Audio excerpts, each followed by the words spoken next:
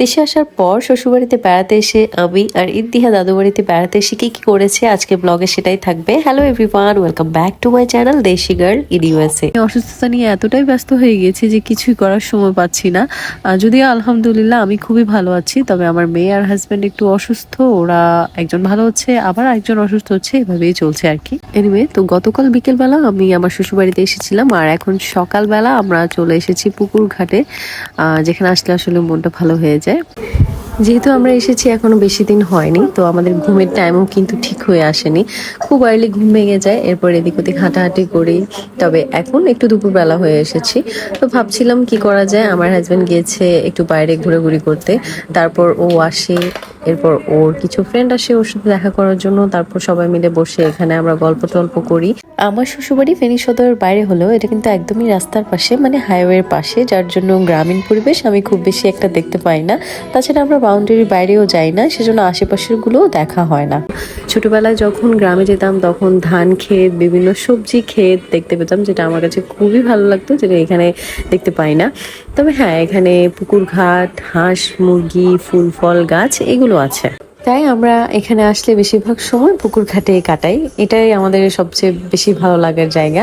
তো গ্রামে আসলে ফ্রেশ গাছ থেকে ফল পেড়ে লবণ মরিচ দিয়ে ভর্তা করে খাওয়ার মজা কিন্তু আলাদা। এখন এই যে চালতা পাড়া হয়েছে, তবে এগুলো এখন খাবো না, কারণ এটা খুব বেশি টক, লবণ মরিচ দিয়ে খাওয়া যাবে না, এটা আচার করে খাবো। আর এদিকে আমার হাজবেন্ড মাছ ধরছিল বড়শি দিয়ে। পুকুরে অনেক মাছ আছে, তবে এখন দুপুরবেলা আমার শাশুড়ি বলছিল যে দুপুরবেলা মাছ বড়শিতে আসে না। তারপর আমার হাজবেন্ড মজা করার জন্য ধরছিল, তবে ছোট ছোট গুলো উঠছিল, তাই ও এটা খুলে আবার ফেলে দিচ্ছিল।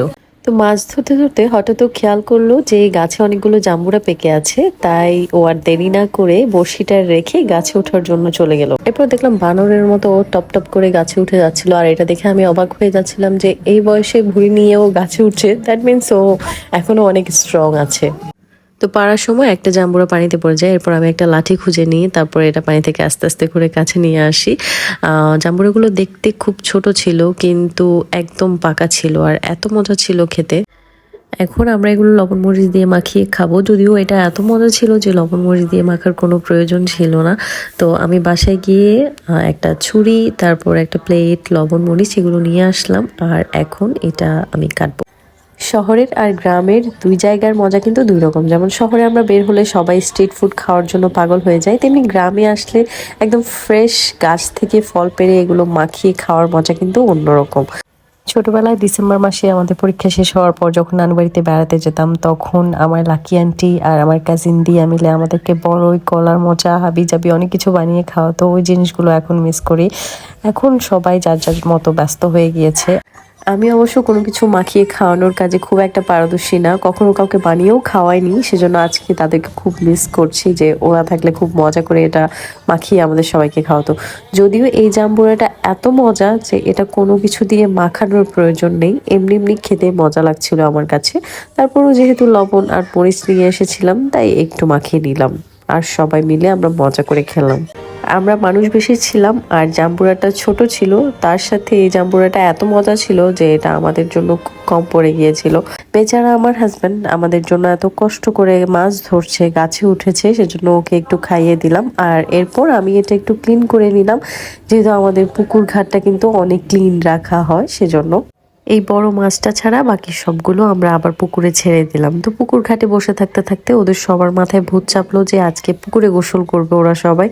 আমি আর ইন্তিহা উপরে বসেছিলাম, কিন্তু ওদের লাফালাফি, ঝাপাঝাপি, দুষ্টুমি দেখে আমার মেয়েও পুকুরে গোসল করার জন্য নেমে গিয়েছে। যদিও আমরা এখন পুকুরে গোসল করতে পারবো না, এমনিতেই ঠান্ডা লেগে আছে সবার, কিন্তু তারপরও ওদের এই দুষ্টুমিগুলো দেখে আমার নিজেরও পুকুরে নেমে যেতে ইচ্ছে করছিল। যদিও আমার লাইফে আমি খুব একটা পুকুরে গোসল করিনি, দাদুবাড়ি নানুবাড়ি বেড়াতে গেলে আমার আম্মু আমাকে নামতে দিত না, আর এছাড়া আমি নিজেও ভয় পেতাম। আর এদিকে ইমতিহা ভয়টয় কিছু পাচ্ছিল না, ও ওদের সবার সাথে পুকুরে নেমে যাওয়ার জন্য একদম উপর থেকে নিচে নেমে চলে এসেছিল। তারপর ওকে কিছুক্ষণ প্লে করার জন্য দিলাম। ওইদিকে ওরা সবাই সাঁতার প্রতিযোগিতা করছিল, এটা দেখে তো ও অনেক খুশি। এরপর ওদের সাথে আবার ও বল দিয়ে প্লে করলো। তারপর আমি বাসা থেকে পানি নিয়ে এসেছিলাম, আজকে ওকে এখানে গোসল করিয়ে দিলাম।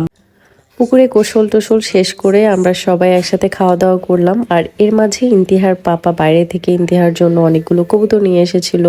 ইন্তিহা তো কবুতর দেখে সে কি খুশি। এর মাঝে হঠাৎ করে আমার কাজিনরা কল দিল যে ওরা ফ্যামিলি নিয়ে মুহুরী প্রজেক্ট ঘুরতে যাচ্ছে, আমরাও যেন ওদের সাথে জয়েন করি, যেহেতু আমার শ্বশুরবাড়ির সামনে দিয়ে যাবে ওরা।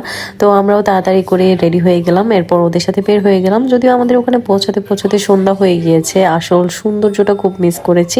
কিন্তু তারপর রাতের বেলা আমরা নৌকা চড়েছিলাম, খাওয়া দাওয়া করেছি, এরপর বাসায় চলে আসি। ইন্তিহা তো কবুতর দেখে সে কি খুশি। এরপর খাওয়া দাওয়া শেষে হঠাৎ করে আমার কাজিনরা কল দিল যে ওরা ফ্যামিলি নিয়ে মুহুরী প্রজেক্ট ঘুরতে যাচ্ছে, আমরাও যেন ওদেরকে জয়েন করি, যেহেতু আমার শ্বশুরবাড়ির সামনে দিয়ে যাবে ওরা। তো আমরাও তাড়াহুড়ো করে রেডি হয়ে যাই, এরপর রাস্তায় এসে দাঁড়িয়ে থাকি আর ওরা আমাদেরকে পিক করে নেয়। তো আমরা যেতে যেতে মোটামুটি সন্ধ্যা নেমে আসে, কারণ বাজারগুলোতে খুব ট্রাফিক ছিল। তো ওখানে যাই, রাতের বেলা আমরা নৌকা চড়ি, এরপর খাওয়া দাওয়া করে বাসায় চলে আসি।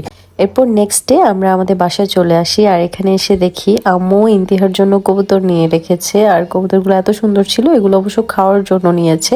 এরপর রাতে আমি আর আমার কাজিন মিলে চালতার আচার করে খাই। তো আমার শ্বশুরবাড়ির ব্লগে এতটুকু পর্যন্ত ছিল, দেখা হবে নেক্সট ব্লগে। Thank you so much for watching this video and don't forget to subscribe my channel. আল্লাহ হাফেজ।